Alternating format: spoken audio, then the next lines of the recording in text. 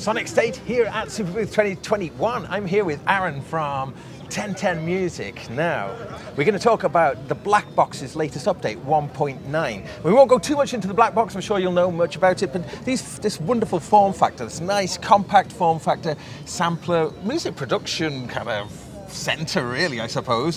The 1.9 update brings a load of new good stuff in, doesn't it? That's right, it's a bunch of UI and functional requests that our users have given us. So it's really the greatest hits of things that people have asked for in the past 6 months. So I'd love to show you a few of them if you take a look down here at the device. So let me show you some of the new features. Okay. First, we've got a screen here that lets you control more things at once. You can see what you're doing. You've got 4 knobs controlling 4 on-screen controls. So here is your 4. And then you can switch over here and control your attack, sustain, decay, and release. Along the way, we've added modulations to some of those things, so attack, decay, and release now are modulatable. But perhaps the biggest feature of all is this LFO. You've now got a built-in LFO per voice that can control per voice. a bunch of different things, loop points, filters, and let's demonstrate some of that. So I've got a clip here that's a clap sound, and you can hear the LFO is adjusting a loop point. So it's now getting into that crazy territory of Aphex Twin type stuff. But let's take that a step further and control the filter as well. So just touch here, go to the next page. So you can have multiple choose destinations. the LFOs, multiple destinations, From the same LFO. multiple sources, including MIDI CCs. So we're going to dial up LFO, but now you can hear that it's going one direction. If I flip the other way, now it's going to the dark side. So it's bidirectional, and the filter is a center DJ style filter where you can have it right down the middle and it'll be pass through or high pass or low pass. Cool. So those LFOs then, I mean the granular features, they're all LFOable now, I'm guessing. That's right. Let me show you how that goes. First, here is a sample that's unaffected. I am not a. This is a voice sample. I am not a. And when I go over here, you'll see that we are changing the speed with the LFO. So here on page number 2, you've got speed control modulated via LFO. Whoa, so that granular page looks like it's developed a bit in this version. That's right. So there's now way more controls. You've got the ability to take it down into sort of sparse little bits and pieces, all the way on up to like really dense stuff. And grain size is now controllable, as is speed. Pan is something that's fun to listen to on a set of big speakers, because now the stuff jumps around and is way more fun and trippy.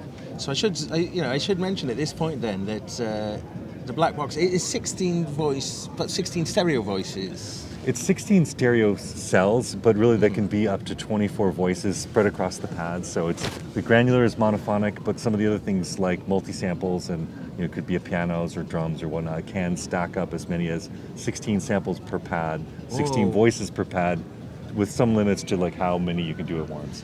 24 is a good bet. And can you sort of map them to different keys and velocity switching then, the multi-samples? The multi-samples do offer sort of mapping per key. We can capture things on a velocity mapping way, but currently the velocity playback is not currently supported.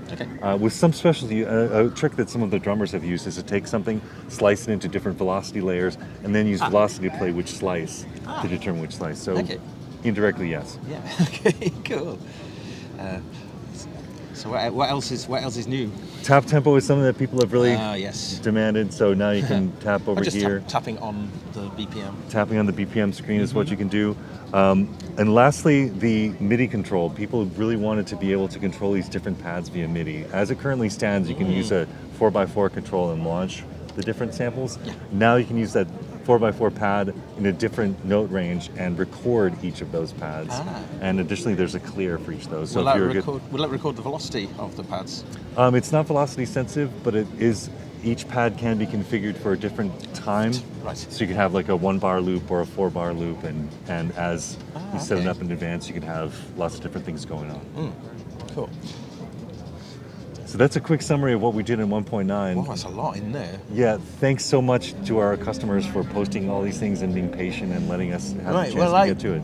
I've got the blue box, which I bought recently, and I'm finding it really cool. But one thing that I found is I've gone to the forum and I realised that you really are kind of trying to have that kind of relationship with the users on the website. So inviting people to make user suggestions. Yes, absolutely. I can't emphasize enough that that's where the bulk of our ideas come from. If anything, I feel like every possible idea is on the forum. It's really to us to choose which ones we use, and also with your guidance of which one's most popular and which ones make the most sense. So thank you for that. Yeah, cool. So I mean, like just purely from a selfish point of view, will we see some more development of the Blue Box then in the future? You can expect to see more development on the Blue Box. We announced that just under a year ago. It's still a new product, so you'll see a lot more interesting stuff. Oh, I think it's really cool. Okay, so 1.9 is available now. 1.9 is available now in beta form, but we intend to lock that down in the next couple of weeks in final form.